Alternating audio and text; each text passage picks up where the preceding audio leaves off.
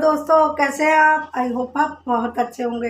दोस्तों, स्वागत है आपका मेरे इस चैनल फिर से।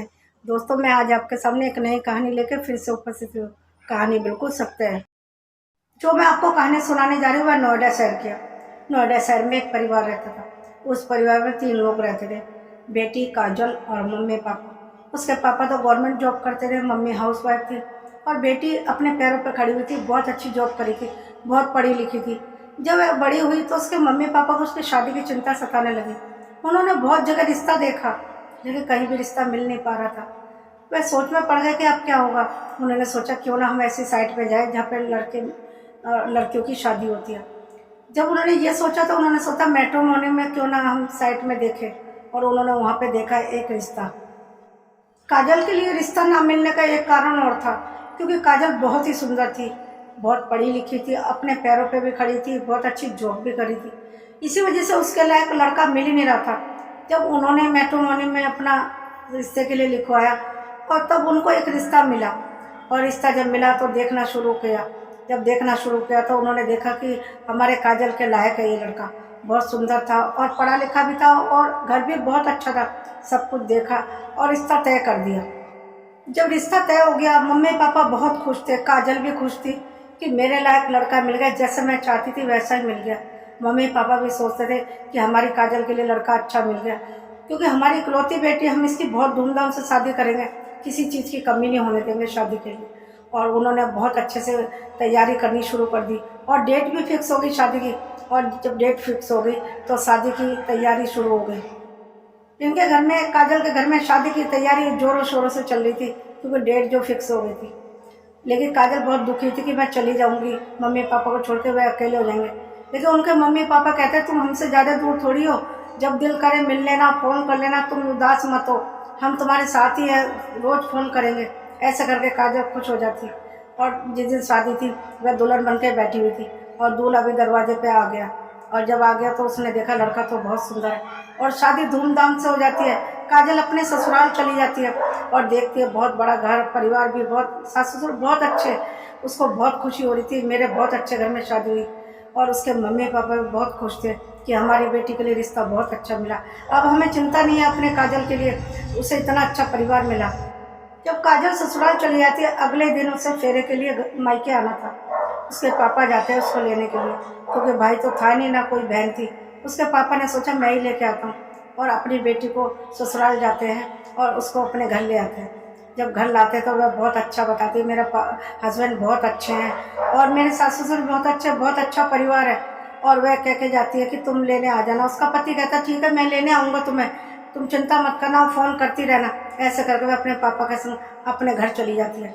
और इधर जब वह घर जाती है तो उसका पति उसको लेने ही नहीं आता। वह इंतज़ार करती है, फ़ोन मिलाती है, लेकिन फ़ोन नहीं मिलता। वह सोचती ये क्या हो गया, मेरे पति मुझे लेने क्यों नहीं आ रहे। 4 दिन हो गए, 5 दिन हो गए, हफ्ता बीत गया, लेकिन उसके पति उसको लेने के लिए नहीं पहुँचे काजल को। उसके मम्मी पापा चिंता करने लगे, ना तो फ़ोन मिल रहा है और ना ही उसको वह लेने के लिए आ रहे। उसके मम्मी पापा सोचने लगे क्या बात हो गई, हमें कुछ समझ में नहीं आ रहा। यदि कोई बात होती तो फ़ोन तो मिलता, ना फ़ोन मिल रहा, ना वह लेने के लिए आ रहे।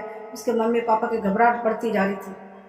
जब 1 हफ्ता बीत गया काजल को अपने मायके आए हुए, तो काजल के पापा ने सोचा कि उनका तो फ़ोन नहीं मिल रहा, ना लेने के लिए आ रहा, चल मैं ही तुझे छोड़ के आता हूँ। वह अपनी बेटी को लेके जाते हैं और उसे छोड़ने के लिए जाते हैं।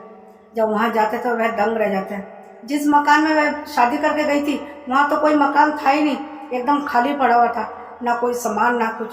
पास पड़ोस से पूछा कि यहाँ जो रहते थे वो कहाँ गए, तो उन्होंने बोला कि ये तो 1 दिन के लिए आए थे और ना जाने क्या बहाना बना के कि हमारे कहीं बाहर जाना है, कोई किसी की तबीयत खराब है, ये बहाना करके चले गए, सारा सामान लेके चले गए। हमने उनसे पूछा भी था, पड़ोसी ने बताया कि बहू कहाँ है तुम्हारी, तो उन्होंने कहा कि बहू अपना वहाँ पे आ जाएगी, हम उसको भी उसके मायके से ले लेंगे, क्योंकि किसी को शक ना हो। ये बात उसने, जो ससुराल वाले थे, ये पड़ोसी को बता के गए थे कि काजल को हम उसके मायके से ही लेते हुए जाएंगे, हमारा जाना बहुत ज़रूरी है, क्योंकि हम यदि यहाँ रहेंगे तो हमारा बहुत बड़ा नुकसान हो जाएगा। ये कह के चले गए। उसके मम्मी पापा को समझते देर न लगी कि वह धोखेबाज थे। उसके पापा को समझ गए थे कि मेरी बेटी के संग धोखा हुआ है, और मैंने कितना कुछ दिया था अपनी बेटी को, सारी ज़िंदगी कमाई दे दी थी, गहना पैसा क्या नहीं दिया था। उनको समझते देर न लगी कि मेरी बेटी की ज़िंदगी बर्बाद करके वह लूट के चले गए।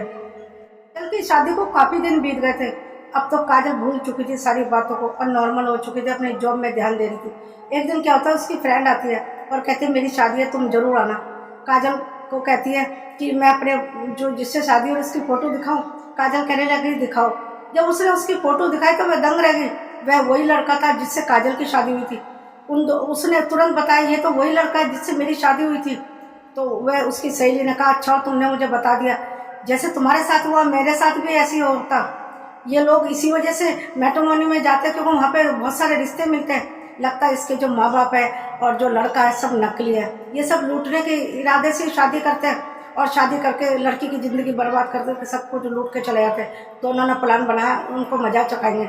उन्होंने कहा अभी कुछ नहीं बताऊंगी। उसकी सहेली ने कहा हम उसे रंगे हाथ पकड़ेंगे। काजल और उसकी दोनों तुरंत पुलिस थाने पहुंचती है और सारी बात बता देते हैं।